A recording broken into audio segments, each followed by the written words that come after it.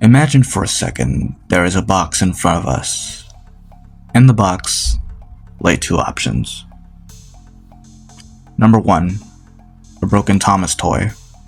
Or 2, a normal Thomas toy. This scenario is similar to that of Schrodinger's cat, where you don't know if the cat is alive or dead. However, before you open the box, according to Schrodinger's cat, the toy train is both normal and broken at the same time. Now, why do I bring this up in the stories of Sodor out of all things? Well, it's because there have been multiple cases of something similar happening within the series. Let me explain. Okay, so what exactly do I mean that the series has something similar happen to it? Well, you see, I want to make the main thing about Schrodinger's cat is the engines with the dead and alive thing, and apply it to what we see in stories of Sodor. For example, the most victorious piece of evidence is Arthur. Arthur, when we first introduced to him back in season 1, was an arrogant engine who died due to his own ignorance. However, as we all know, in season 3 we see a similar engine to Arthur arriving on the Pilgodred branch. Edward and Toby freak out over him, and that this Arthur explains that he isn't that engine that caused the derailment. This whole ordeal is written off as a quote-unquote coincidence, and at first I wrote it off as a coincidence too. But then Rescued came out. If you've seen the episode, then you'd know Henry was saved using parts of another engine that looked like him. This engine was already dead and rusted, but tell me why specifically using that engine that happens to look like Henry? What I'm saying is, why use an engine that looks like Henry to fix our Henry? Once is a coincidence. Twice is a pattern. According to the Reverend Wilbert Audrey in his iOS book, he states that there are two Henrys, Henry 1 and Henry 2. Could this mean that there are two Henrys within the stories of Sodor? Yes, absolutely. If Arthur's situation happened, then what's to say the same can't be said for Henry? In fact, the Hall twins are perfect examples of this. One is alive and one is dead, and that's the main takeaway from all these examples. Clearly, there is something going on here that involves twins, one dying and one staying alive. So, what does this mean? Many have speculated that Justin or another Jinn team might take Thomas's place and replace him, but then go on to explain that Thomas is alive in the scrapyard on Barry's Island. Now, I thought about the theory that I made about 7-8 months ago. However, I will be honest here, I was very skeptical, and I only used it to get a basic understanding of how Thomas could be alive in stories of Sodor, since it seems like a cop-out, almost. To me, it honestly, the way I presented it, and if this is the way that it's going to go, it honestly seems like a cop-out for me. However, I've spent the several months of thinking this over and over and over and over again, doing nothing but thinking about the death of Thomas. And using what we know from the SCPs of Sodor, I've only come to one conclusion. While putting the puzzle pieces together for the story, I decided to also rewatch Sodor Special, A History of Its Railways, and then it clicked. Thomas was built in Croven's Gate Workshop in 1905, long before the E2s were made, meaning in Victor Tanzig's timeline, Thomas isn't an E2, which conflicts with the iOS book saying that he is an E2. The Thomas we see in the stories of Sodor is not the same we see in the TV series. What am I getting at here? What I'm getting at here is the Railway series Thomas, and by extension the Thomas we see from seasons 1 and 2, are the Thomas that died in the stories of Sodor. There's a completely different personality change in season 3, season 4, and season 5. Now, I know people are gonna say, but oh, season 4 is, he still is the classic Thomas or whatever, but he's not that much of an asshole when it comes to season 1 or season 2. So that leads to the question, if Thomas from season 1 and 2 is dead, then what about seasons 3, 4, and 5? How can they happen when Thomas is already dead in the stories of Sodor? How on earth can Britt Allcroft in Victor Tanzik's universe make a series about a dead engine? RWS Thomas is consistent with his behavior, so I'm not going to question it. The later Railway series stories could have easily been about Justin or another Jinty entirely.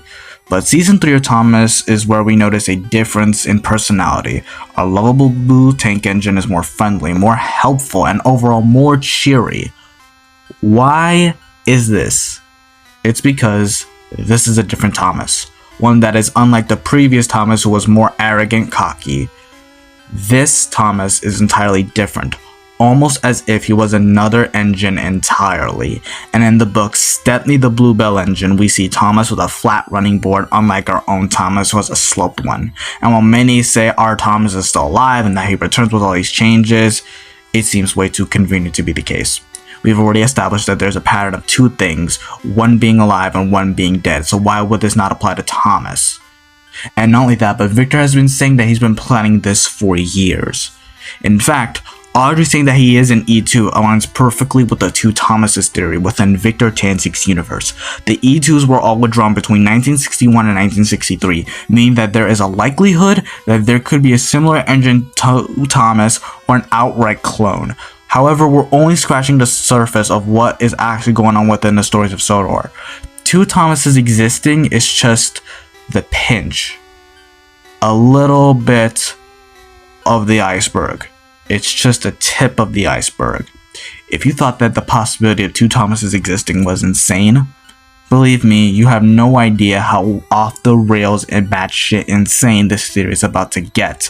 Get out your popcorn, your beverage, and sit back as I explain how deep the Victorverse goes and what I've done nothing but watching his videos, and I've done months and months of research. This is the culmination of perhaps, say, 7 months of research. And this is truly where my theory begins. Let's begin with Old Bailey. At the end of Season 4, Old Bailey's true identity is revealed after multiple hints given in the episode Return.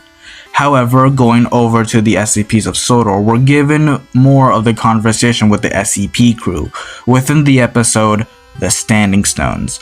This moment reveals to us that Old Bailey has foresight that he knows that he's going to be a part of the SCP Foundation, meaning that he is either in a time loop or something far more intriguing and more likely. There are multiple Old Baileys. This is where the Standing Stones come into play, as we see that this device acts as a time machine of sorts. Now you might think that Old Bailey has multiples of him because of the whole time traveling shenanigans, you know, there's multiples of him running around because past, present, and future are all basically being intertwined. There's multiple Old Baileys here, multiple Old Baileys there, blah blah blah blah blah blah blah. But no, in fact, rewatching the episode shows us that this machine is more than just a time traveling device. Rather, it is a machine that can access alternate timelines. But how? How do we know that this machine can access alternate timelines besides the whole multiple Old Baileys thingy? Well, what if I told you that there is one single line of dialogue that breaks stories of Sodor? You'd call me insane, right? What line in Stories of Sodor, or SCPs of Sodor for that matter, breaks the series? But we've already gone below the waters and descended into the underworld of Victor's lore. Ladies and gentlemen, and any other person out there, this single line, not even a single line, but this scene will break your understanding of the Victorverse series, or the Stories of Sodor. But I'm gonna call it Victorverse from now on. The attack has started. What attack? The Bratanic Republic is launching an assault against the Fifth Reich. You'd think after 7 world wars humanity would have had enough. I'm sorry, what? Now, on the surface, this seems to be a joke. Just a throwaway line. Nothing to overanalyze or do anything with. But oh my dear viewer, this line it solves everything. The Bratanic Republic attacking the Fifth Reich and Old Bailey saying that they're starting the attack again shows us that there is a time where Germany and the UK come to blows in the future. Pause. At the end of the episode, it's revealed that Mr. Star is Godred, and it's stated in Season 4 that Old Bailey worked on the Mid-Sodor Railway. Question for everyone saying that the reason why Old Bailey is alive is because he's Coldy is missing a crucial point here. How is Mr. Star alive in a time where he should be dead? Because this isn't our Mr. Star. This is a Mr. Star from another timeline. This implies also that Old Bailey isn't from another timeline as well, doesn't it? It makes sense if he is. Really, if there's multiples of him running around, it could be from that they're from alternate timelines, keeping their respective standing stones safe, right? But here's the kicker of the multiverse theory. The website this series is based on, the SCP Foundation. Here's the kicker. The SCP Foundation isn't just one canon. It's multiple timelines. The SCP Foundation is confirmed to be a multiversal setting that takes place in different timelines, so why would it be different for stories of Sodor? In fact, it makes sense for the end scenes to be there, because they take place in other timelines. Old Bailey is a multiversal being who has multiples of him running the show, keeping time and humanity in check. But that's not the end of it. See, there has been one thing about this series I haven't mentioned yet, and that's the Path of the Dead. In a nutshell, the Path of the Dead basically shoots out a soul once a soul goes into a cave and not much else. It's basically an exchange where one soul goes in, it dies, and another soul goes out, and basically starts living again. However, something is off. How exactly do the spirits come back in physical form? This isn't like some, a soul goes in and then like a soul comes out, but it should be a baby. Shouldn't it be? Like, doesn't that make a little bit more sense here? Like, it would eventually, according to, I would say, traditional, like, religions and whatnot, it should spit out back into a child or a baby or something like that, right?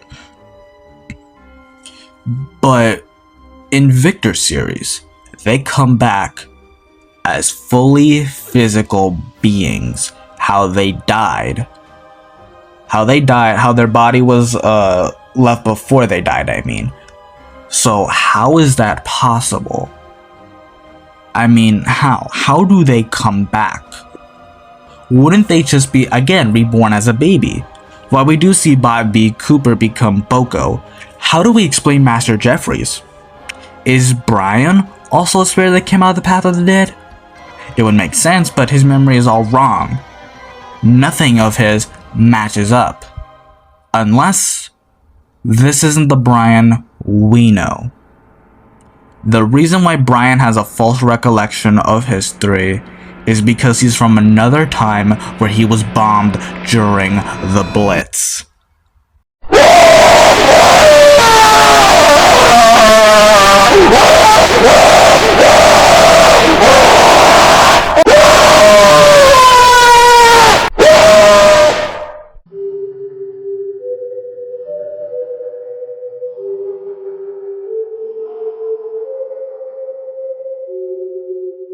The Path of the Dead and the Standing Stones are on the same line, the Pilgod branch line, and they work in tandem with each other, spitting out spirits from another timeline into our own. The Standing Stones are time-based, while the Path of the Dead is spirit-based, and they both work in tandem with each other, sort of like a Mobius strip almost. They work in tandem, and perhaps this is where the Nartwin came from, perhaps even explains why more sightings of Bigfoot have been found in Europe within the series, because they come from another timeline. Johnny Cuba was also brought in by forces reached into other timelines and formed him, an unnatural being who reigned terror on the world and left a village to freeze to death. Could this also explain why Victor uses other models as well, such as Adam and the other OC characters from other people? Is because his universe is a multiversal one that reaches into other timelines, and perhaps that's why the engines came out that way?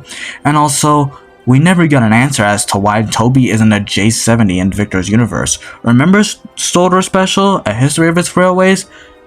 And Edward mentions this and never explains it again? The answer is the multiverse. The timeline of Stories of Sodor is different because it is made up of every single other canon that exists. This is a timeline where other canons play a role into it. Pieces of other canons are smashed together to make this timeline what it is. Again, it sounds insane, but it explains a lot of the SCPs of Sodor, doesn't it? This also explains the Thomas discrepancy. I mentioned before, our Thomas is dead, but he doesn't get revived. I realize this. He will never be revived. A lot of people say, oh, but Thomas is alive because he still has his face. He doesn't have his face. That's a burn mark right there. His face is also burned off. That technically counts as the face disappearing, doesn't it? It's already gone. Half of it is already gone. And why has Victor not shown us Thomas's face in the shorts? You know, the Sodor shorts. Why exactly hasn't he done that? It's because, simply enough, Thomas might have had his face already gone, and he's just not showing it for, I guess, maybe effect or something like that. It could be a spoiler. Again, it is pretty much a spoiler. But again, if he does get revived, he won't be our Thomas. He won't be the Thomas we once knew from the Stories of Sodor, but rather from another timeline with different memories and personality, explaining the TV series differences and how Thomas can be alive with half his face missing. It's because this isn't the Thomas we knew. This is the Thomas from another timeline with different history and everything else. The Path of the Dead works in tandem with the Standing Stones. And this ends the Victorverse theory. Thank you for watching the video.